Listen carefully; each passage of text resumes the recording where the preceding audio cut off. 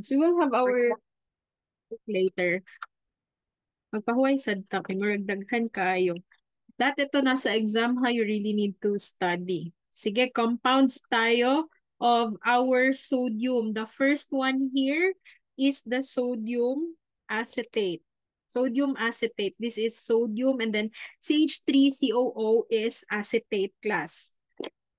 Now, anong gamit nitong sodium acetate natin? Number one, it's a diuretic. Okay, due to the presence of the acetate ion, it has become a diuretic, meaning it can increase urine volume. So, contrary to what we have discussed a while ago, na sodium can retain fluid in the body, this one is a diuretic, maka-increase ng urine volume. But it is not due to sodium, it's due to the presence of the acetate ion. Okay? Now, aside from that, sodium acetate is also used as a urinary alkalizer. Ano naman ito? Si urinary alkalizer, from the name itself, urinary, ang ihi class gagawing alkaline or basic. Yan yung gamit niya. Ang ihi mismo ha, gagawing alkaline or basic. So bakit? Bakit kailangan gawing basic yung ihi? There are conditions na kailangan talaga siyang i-alkaline. Like for example, acid poisoning. Example, naka-ingest yung patient natin ng maraming vitamin C. Example, duha kapad na vitamin C giinom, kaisa giinom. That's poisoning. And vitamin C is acidic. It's ascorbic acid. So there is acid poisoning here. Now, ang ginagawa kasi niyan, yung urine ginagawang basic or alkaline. Kasi 'di ba, we have learned class sa chemistry na pag ang acid nag-react with a base, it will give us salt and water. So number one, you have water here, and then meron tayong salt. Salt is very soluble to water, and pwede siyang ma-dissolve sa urine also because urine, di ba, is most likely made up of water. So, ma-dissolve yan siya doon, yung salt sa urine, and then it will easily be excreted. So, yung acid, which is the cause of the poisoning class, mas madali siya ngayong ma-excrete from the body. So, that's one example of a condition na ginagawang alkaline yung urine. Okay? Pag merong mga acid poisoning. Okay? Pero pag sinabing urinary alkalizer, hindi lahat ng basic substance pwedeng gamitin as urinary alkalizer ha. E basic for example, ang nainom ng patient is hydrochloric acid. Tapos ningon ko nga, ingon ni ma'am, basic, tas giinom ni mo sodium hydroxide. No, this is not possible. Ang tawag ani, butsa. Manang butsa. Double kill. Ano double kill? Nakainom na siya very strong acid so nasunog na yung esophagus niya. Tapos pinainom mo pa ng strong base, nasunog ulit ang esophagus niya. So double kill. So do not do this. Ha? Pag sinabing acid poisoning, do not neutralize na mag-inom ka din ng strong acid man yung nainom niya, inuman mo din ng strong base. Double kill ang tawag doon. Meron lang tayong ginagawa na urinary alkalinization. Example for weak acids. Kasi ascorbic acid is a weak acid. So, i-alkalinize natin ang urine para mas madali siyang ma-excrete. Okay, huwag uminom ng sodium hydroxide, ng potassium hydroxide. Hindi lahat ng basic substances ginagamit as urinary alkalizer. Now, since this one is a basic substance, kaya nga siya ginamit as alkalizer, ginagamit din siya as antacid. Anti-acid. Ano yan siya? Anti-acid for gastric juice or yung mga patient experiencing hyperacidity. So yung stomach natin constantly nagre-release talaga ng hydrochloric acid. That's our gastric juice. Ang problema kasi natin, example, hindi ka kumain, hindi mo kasi siya magamit yung hydrochloric acid. So mag-accumulate yan siya sa stomach and magiging very acidic na pag na-accumulate. So mag-hyperacidity na, and then pwede siya mauwi into GERD, gastroesophageal reflux disease. Ano na, aakyat na yung acid sa esophagus. So yan yung mga binibigyan ng mga antacid. Meron ding mga person na even though they eat properly, but kung ang kinakain naman is very acidic na food o kaya fatty na food, that will contribute to the acidity also of the stomach. Okay? Yan yung problema. So, binibigyan natin ng antacid. But if you're going to work sa pharmacy, you cannot actually see at a sodium acetate used as an antacid. I mean, a drug na sodium acetate talaga. Hindi mo yan siya makikita sa pharmacy. We have other antacids like Kremel S. Pero si Kremel S kasi, let me clear the writings on the screen ha. Si Kremel S is a brand name. So, ang content niyan, we have aluminum hydroxide. And then, meron din siyang magnesium. Magnesium yan ha, magnesium hydroxide. And then, meron siyang simethicone. So, this is true also for Simeco, Maalox. So, meron yan silang aluminum and magnesium hydroxide. From the name itself, hydroxide, these are basic substances. So, if we're going to consume this one, it will really neutralize the excess acid in the stomach. Okay? Sige. Pero, please take note na ito lang yung antacid ha, itong dalawa. Si simethicone is anti-flatulence. Ano ng flatulence? Flatulence is, kung sa Bisaya, pabutod.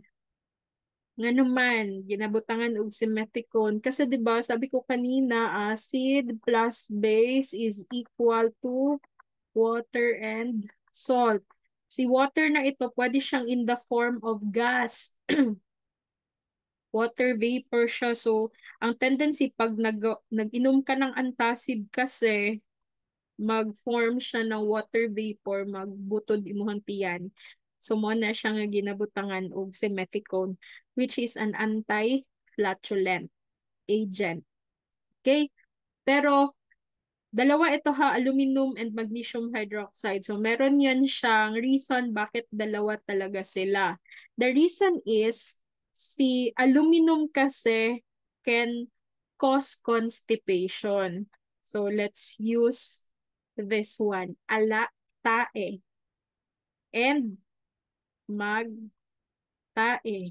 Ala, tae kay aluminum again can cause constipation. So, mahirap magpupo. And then, magnesium can cause diarrhea. Kaya, mag-tae. So, isabay natin silang dalawa para they will cancel out the effect of each other. Hindi ka na mag-constipate, hindi ka na din mag-diarrhea. So, yan yung reason bakit sinasabay. Ha? So, para dili mo makalimot, ala, tae, and mag-tae. Okay? But other than that, the Kremel S, the Simeco, we also have Gaviscon, but Gaviscon contains sodium alginate. That's another substance na naman, but it can also neutralize acid in the stomach. But aside from that, we also have sodium bicarbonate. Okay, sodium bicarb. Ginagamit din itong antacid, pero systemic antacid kasi siya. So, pag sinabing systemic antacid, we have the ability to absorb the sodium bicarb. Pag na-absorb class, ang always nyong isipin is mapupunta siya sa blood. Pag napunta siya sa blood, it can cause systemic also na mga side effects. So, since it's an alkaline substance, pag napunta siya sa blood, it will cause systemic alkalosis. Magiging alkaline yung pH ng blood natin. Yan yung sinasabing systemic na side effect. Okay? And pag pharmacist na kayo, puhon, please advise also your patient not to consume sodium bicarb for a long period of time. So, wag naman sobra 1 week na mag-consume nito kasi this is known to cause rebound hyperacidity. Pag sinabing rebound hyperacidity, di ba hyperacidity ka, gamutin natin siya using sodium bicarb. Now, since long exposure, pag mag-stop ka ng consume ng sodium bicarb, babalik yung hyperacidity ng patient and the intensity is more than the first one. So, rebound hyperacidity. Kung sakit iyahang tiyan, the first time, mas masakit pag bumalik ang kanyang hyperacidity. Okay, so as pharmacists, you really have to educate your patient about that, ha? Now, aside from this, what else? Sodium bicarbonate is known in the community as the baking soda. So from the name itself, syempre ginagamit ng mga bakers. It is also used as a carbonating agent. Pag sinabing carbonating agent, it's a source of carbon dioxide. Okay? So, pharmaceutically, ginagamit ito as carbonating agent. For example, pag gumagawa ng effervescent, ah, nakakalag sila. Wait lang. Erase ko muna.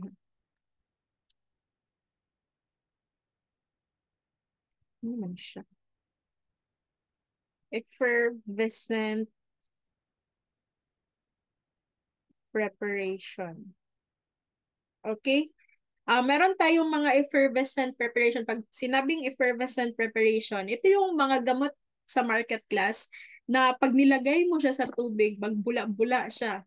Example, Berocca. Berocca contains vitamins and minerals. Naka-tablet yan siya, pero wag mo siya inumin diretso niya, tunlo, no? Malaki yung tablet. Ilagay mo muna siya sa water and then you will see sa water na mag-release siya ng bubbles. It's actually carbon dioxide. Carbon dioxide kasi is used for palatability. Pag sinabing palatability, yung pampalami sa imuhang giinom. Okay? So, ano siya, pag mainom kag Berocca, na siya sparkling taste, just like our carbonated drinks. So, yung mga Coke natin, yung mga Sprite and other carbonated drinks, ito din, nilalagyan ng carbon dioxide para masarap. We call that the sparkling taste. Pag wala ng carbon dioxide, para ka lang uminom ng water with sugar. Yun. Okay?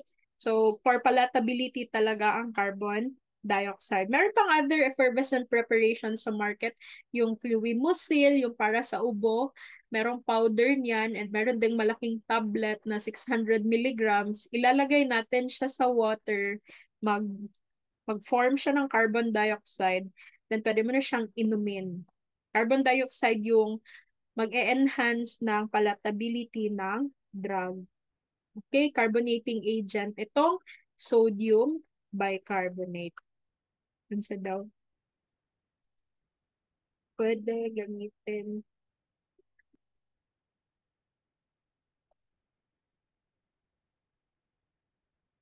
Actually, do not drink the baking soda. Like, you will just get powder of baking soda. Ano na siya? Itimpla ninyo sa water, tas inomon. We have a certain dose for the sodium bicarb to be an antacid. Actually, it's really an antacid, but kung magtimpla lang kag sodium bicarb, inom mo nimo, number one, dili siya lami. Number two, lain jud siya, no? Yeah, number two, you cannot check the dose. So you may be overdosed and you may suffer from rebound hyperacidity after. kahit hindi long exposure kung marami naman yung nainom mo. So, better you just intake yung formulation na talaga na correct dose din. Okay? Anything else? Oh, by the way, before I forget, yung at yung ating sodium bicarb, additional use niya itong nasa ilalim, antidote for zinc poisoning. Pag ang person naka-ingest ng maraming zinc, ayan, antidote siya. Wait lang ha, let me answer this first. Pag ang mag-CR, gusto mag-CR, pwede na mag-inom ng tubig. Wait lang.